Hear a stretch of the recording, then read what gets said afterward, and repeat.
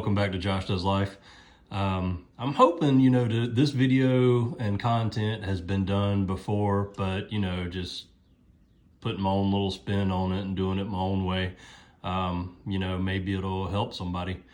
That's always my hopes. But anyway, the topic is, what salt should I use in my reef tank? And, this is a highly debatable thing. I mean, if there was like one true salt that worked better than any of the rest of them, then that would probably be the only salt on the market. Considering that there's lots of good salts out there, you have lots of choices and, in what you want to choose and what you want to do. There are differences in all the reef salts, but they're some are synthetic, some are pharmaceutical grade, some of them have lots of additives in them. Some of them I think are just cleaner, pure salt. Some of them dissolve faster, some of them mix easier. So there's a lot of variations in salts. I think, and in this video, let me just say up front, most of the information here, other than what I'm showing you, is just my opinion. I'm not trying to push any certain type of salt. I'm not sponsored in any type of way. Just, giving my opinions and my thoughts on this stuff. So when you pick a salt, I've always been told, and it's kind of like the popular opinion, that for the most part, you just want to pick your salt to match the parameters that you want to use in your tank. So that's why I wanted to start out with this chart. Excuse me. So what I look at is what the actual levels are on coral reefs or in the ocean. So let's focus on that. Specific gravity, 1.025. Temperature, for the most part, and there's fluctuations, but 82 degrees. pH, 8 to 8.5. Alkalinity, 6 to 8, and that's a little bit of fluctuation. What I've read is that for the most part, the ocean and on reefs is a fairly consistent 7 DKH. It does have the slight fluctuations at times, and depending on which reef you're actually looking at, like, are you looking at the Red Sea, or are you looking at a lagoon, that type thing. So there are some variations here, but for the most part, let's say the average is going to be 7. And the regular things, ammonia and nitrate, I'm not looking at all that stuff. Calcium is, from what I've read, now this is just the information that I found. I'm not saying it's 100% accurate, so I'm sure I'm going to have somebody say, oh, you're wrong with that. This is just what I found. I tried to look at a couple different sources and get the best information that I can to provide to you. This chart shows calcium levels of the ocean, 380 to 420. What I found in research, I found more in the 400 to 420, 430 range is the majority of what we're looking at. So let's say an average in the ocean of 400. Let's just say that's a good number to shoot for if you're trying to match ocean parameters. Magnesium, 1300. And I'm not really looking at the iodine, strontium, and all. Most things don't, most salts don't openly just show you all the individual stats or specs in there, but the main three that everybody is concerned with is going to be the alkalinity, calcium, and magnesium. My opinion is the most, how to word it, the most sought after or watched, monitored parameter is going to be alkalinity. The consensus is amongst most reefers that have been in it for a long time that alkalinity is the most important one. It's the one that you need to watch for swings, monitor the most, and be the most careful with. You know, most people say that calcium and magnesium, you can have little swings in that and it's not going to overly affect your reef, but alkalinity is the one that does. So then let's talk about that.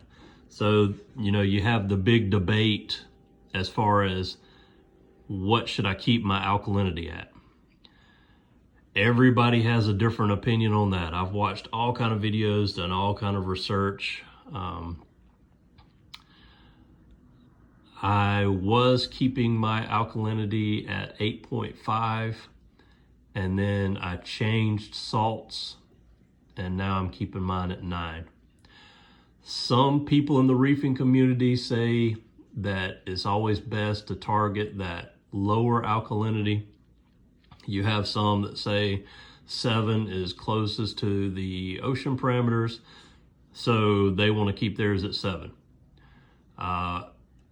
A wide or large group in the forums say that they keep theirs around 8, 8.5. That's another large group that agree that's best. Then you have groups of people that say they've run their alkalinity higher for years and they have faster coral growth when it's run higher. I think if you look at Reef Builder's videos, he says that he runs his tanks at a higher alkalinity and has really good success with it. I've also seen videos of people that, you know, I would trust that say when they run their alkalinity high, their corals grow faster, but they're more fragile. So I watched a video of one guy that's been growing SPS for 15 years. He said that he keeps his alkalinity at 8.5, and if he goes over higher than 9, he's tested it and seen what he says is faster coral growth, but he said his corals weren't as healthy and they were more fragile. I've seen videos and other people kind of saying the same thing. So I don't know. I mean, I can't really tell you because I am new to SPS, as I've said in several videos. I started dealing with saltwater tanks in the 90s. So I've been doing it a long time, but for years it was fish only. I did predator tank type things and just fish and live rock. So Fowler tanks. I didn't get into doing corals until, I guess it was about 10 years ago, maybe. That's about right. 10 to 12 years ago, I got my first corals, and in the tank at the time, I did all soft corals and leathers. Never did any SPS or LPS. So that's just so that you know some of my experience level. So with the newer tank builds, I am wanting to do LPS and SPS.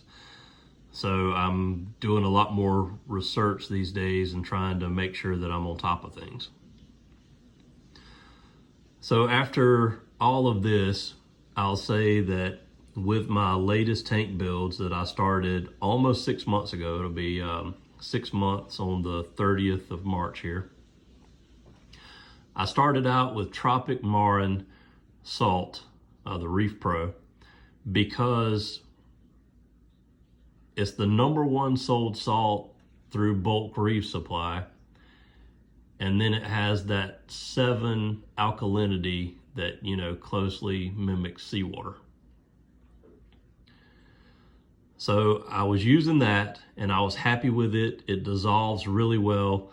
No issues with it other than several times I've gone to order more and I can't find it anywhere. It's sold out. So I didn't keep really a surplus of extra salt. Originally I didn't think I would have any issues or didn't think about not being able to get my hands on any salt. So I kept, checking multiple sites and trying to get it. And currently right now, I just checked again this morning, Bulk Reef Supply, Marine Depot, Saltwater Aquarium, all the sites are sold out of Tropic Marlin.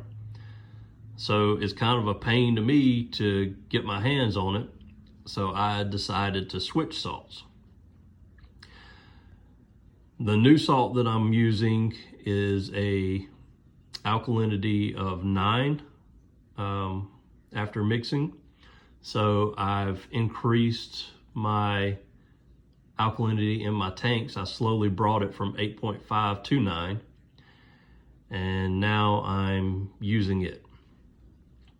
So next I want to show you, I just did kind of a quick printout, put the numbers together so that, in case it helps anybody, what I found, the most popular salts, and then what their parameters are, so that, it might help you in picking a salt. So the big consensus here is, and what everybody says when you ask them, just pick a salt, use those parameters, and make sure your tank stays as close to those parameters as possible. So if you pick a salt that's at 8 alkalinity and 450 calcium, 1360 magnesium, just make sure that the tank stays there and try to, have fluctuations down as minimal as possible, and you'll be successful. That's the most important thing. I think all these salts, I think you can be successful with any of them. I think some do mix better, and some have better quality to them than others. But I haven't tested a lot of salts. Let me say before, and I know I'm rambling some, but let me just say before I show you the different salts here, when I started in the 90s, I used Instant Ocean because that was the only salt available to me. Didn't have internet, didn't have all the places to order from. I had a local fish store, one, and Instant Ocean was all that they sold. So that's what I used in my tanks. And I used Instant Ocean for years and years and years, all the way up to 10 or 12 years ago. When I started my next tank, I changed the salt that I used because I read all this stuff and talked to people and said, and I ran into it with Instant Ocean. My mixing containers, it always left that brownish crud in there, and I had to scrape it clean. And I read a lot of information. I switched salts, and after I did so, I never had an issue with that again.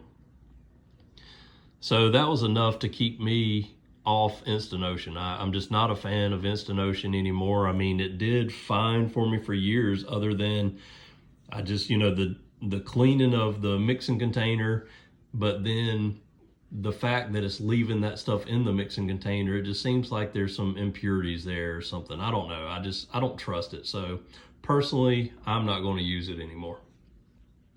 All right, so let's talk about the different salts. All right, these are not in any particular order. These all are popular salts, and like I said, there's other salts out there. I just didn't take the time to do anything with them or list them or all that type stuff. So number one I put on the list is Two Little Fishes Accuracy. It is a synthetic or artificial saltwater mix or salt mix. It's made with pharmaceutical grade components. Another pro to it is, and I really like this, I mean, it comes in pre-measured packages. So, a lot of salts, people have concerns in shipping, and as they sit in buckets and bags, maybe some of the additives and things in there might shift around, and maybe some of them go to the bottom of the bag so that it's not like what am I looking for here? It's not a consistent mix across the board. So if you go this route with the 2 little fishes, then you can get a box that has bags in it pre-measured for 5 gallons each.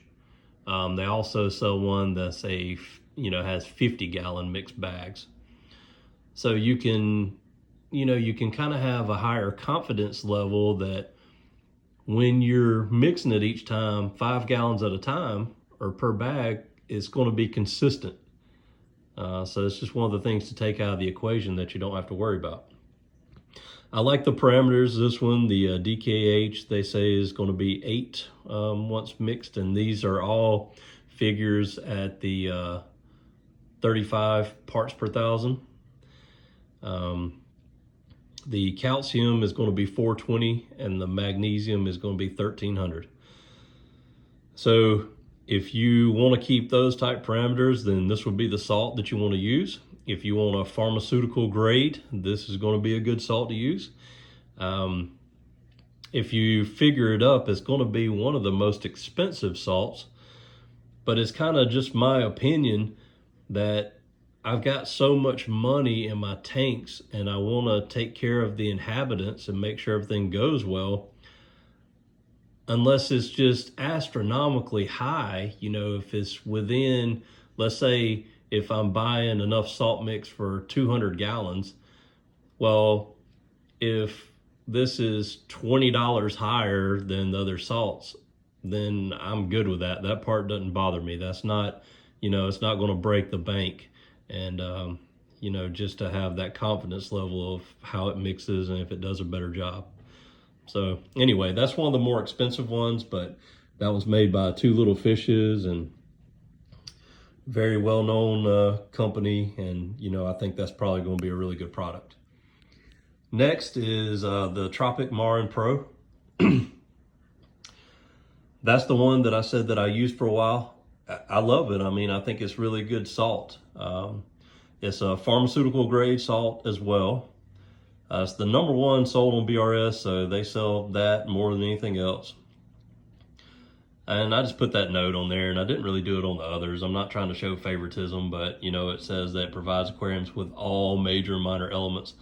Any of the salts that say they're for Reef, for the most part, they're going to include major and minor trace elements. They might vary in the levels that they add in there, and they might leave some out, but for the most part, all of them are going to have what a reef tank needs to survive and thrive. Man, sorry, I apologize. I'm really having some allergy issues today. This one, the DKH, is 7, which I always, when I mix up my salt, I always test it before I put it in my tank. I don't test everything in it, so I test the salinity and DKH. I found that from personal experience, the DKH varied a little bit. Most of the time it was about 7.5 to actually I had times where it was about 7.8. And then what I did was measured that, and then I raised it to 8.5 before I put it in my tank, and then I just did that through adding sodium bicarbonate to it. That way it didn't mess with the pH or anything. So that was, it's a favorite of mine, and I would continue using it if I could just consistently get my hands on it. So that's just, the downside to that one. HW Marine Mix. This is what I started using years ago after the Instant Ocean. I had a lot of other people, let's say 12 years ago, that were in the reefing hobby that swore by it. It's another synthetic salt that has been around, I believe they said 60 years. So this company has been around forever. And like I said, it is synthetic. You can go to their website and check out, more information on it. I'm not sure how much you can read just from that picture of the box that I put on there, but it has all the added trace elements and all that type stuff. They say with that one that you'll get no nitrates and phosphates, which most of the Reef ones state that, even though I've seen, you know, some people do reviews and say that the Tropic Marlin, they did find levels of phosphates in there after mixing. So take it for what you will. All right, let's move on to the next one. Oh, well, not necessarily move on to the next one because I didn't get the parameters to the HW. So the HW Marine mix is a DKH of 9, the calcium is 450, and the magnesium is 1380. In mixing this in my container and testing it, that's pretty much what I get. So, you know, just very slight variations on that. So like I said, that's what I'm currently running my tanks at. I have, on the 100, I have the Trident measuring daily and keeping those pretty consistent. And then on the water box 35, I test that. I'm kind of slack about it. I test it every couple weeks, but that's what I'm trying to shoot for. Red Sea Coral Pro Salt Mix. This is one that, in watching videos and doing research on, I've seen a ton of different reviews and they're kind of split half and half. A lot of people complain about this salt, saying that they've had issues with inconsistency, like varying parameters right after mixing it. There's a video out there of a guy saying that, you know, he used this salt and because he mixed it fresh and he topped off his tank with it, did a large water change, and then after doing so, his his alkalinity was out the roof. I think it was like 20, something like that. And all of his corals started dying and he couldn't reverse it. He, you know, had to go out and get more salt mix, empty out his containers, make more. And by the time he did everything, he said he lost his corals. So, you know, I don't know that that's true, but that's just, you know, what he had said.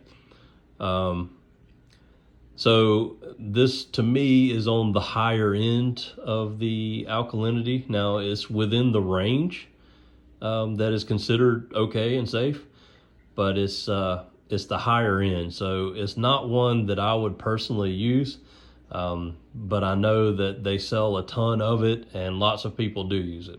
So it's just, you know, personal preference, what you want to go with there.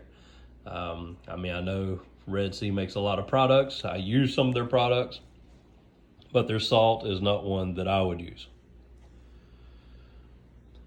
Next, the Brightwell Neo Marine.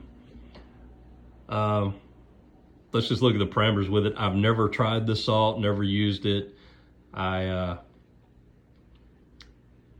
couldn't find really a lot of videos of people using it or a lot of information, and I don't even know how long it's been around. I don't know if it's a newer salt or if it's been around forever, but it has good parameters. You know, a lot of people like to shoot, like I said, for that 8 to 8.5 DKH. So this one might be a good one for that.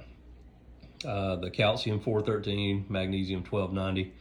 So the parameters are in line with what I like. You know, that would be fine to me. It's supposed to be, you know, it's considered a premium salt. And you can also go to Bulk Reef Supply, their YouTube channel, and they have a video where they test most of these salts as far as how well they mix and what, you know, they kind of leave behind, or water cloudiness and all that type stuff. But, you know, that would probably be a good salt as well. The primary goal here is just to show you the ranges and what you get out of it, so you can make a decision of what salt you want to use. And then the last one I put on my list is Reef Crystals. I mean, there's a ton of people that still use this out there. I know I think a lot of the aquariums, the large aquariums, use it mainly, I guess because it's probably the cheapest way to go. I'm not saying there's anything wrong with the salt. There's tons of people that use it. So it's been proven for years and years to do fine, to grow corals, everything good. The parameters is the alkalinity is 13, calcium 455, magnesium 1345. Now, this is just information I found, but when I've looked through a lot of different forums and on the website, I found variations with the alkalinity. Some people state that once mixed at 35 parts per thousand, they get a DKH of 12. Some said 13, and some said even higher, up to 14. So I'm not exactly sure what you would get. When I was using this all those years, I never did test for alkalinity. You know, it was fish only, so I couldn't tell you what I got in all the years of using it. I never did test these parameters, but I just know how it left my mixing bins after using it, so I just know that I won't use it again. But there you have it. I mean, that's the salts that I kind of looked at, so you can see after mixing them, the parameters, you know, close to what they yield. Maybe it'll help you make a decision on which salt you want to start off with, what you want to pick. You know, just go back looking at the chart. So, you know, you have these suggested levels. So I always just say focus on this. And I don't know why they say suggested levels 8 to 12 when, you know, you have so many people running it at 7. So I think, you know, updated and newer information, maybe this is just like an old chart, but so in research now, this should be 7 to 12 would be the suggested range. Calcium 350 to 450, you want to try to keep it in that. Some people run a little bit higher calcium. I think, and somebody stayed before, let's see, was it Coral Euphora? In the video, somebody that I trusted on a video said that when they cross about 440 in calcium, they start seeing the was it precipitant buildup or whatever, calcium on heaters and in pumps more. So they try to keep that calcium really about 4 to 420 and not go over that. So just something to think about. I'm not saying that's true, just, you know, information that I've got. Magnesium 1250 to 1350. Like I said, on the salt mix I'm using now is actually 1360, so I know that you can go higher than that. I've basically read and heard that you can go up to 1400 and be okay. You don't want to go over that, but other than that, should be good. All right, that'll wrap up this video. I really hope, you know, that some people found it helpful. If so, give it a thumbs up so I can try to grow this channel. Subscribe to my channel and follow along. Let me know if you have any questions, and, you know, put down in the comments. I'm really curious to get some tallies. Put in the comments what kind of salt you're using, and any information you can that would help other people as far as what parameters you keep your tank at. What have you found the particular salt? Is it consistent? Does it match every time? Or have you seen fluctuations in the parameters after mixing? You know, any information that you can give that would help out other people that might just be starting out, you know, put that down in the comments, and I'm sure that, you know, some of the people getting started in the hobby would really appreciate it. All right, thanks for watching, and I hope you have a good one.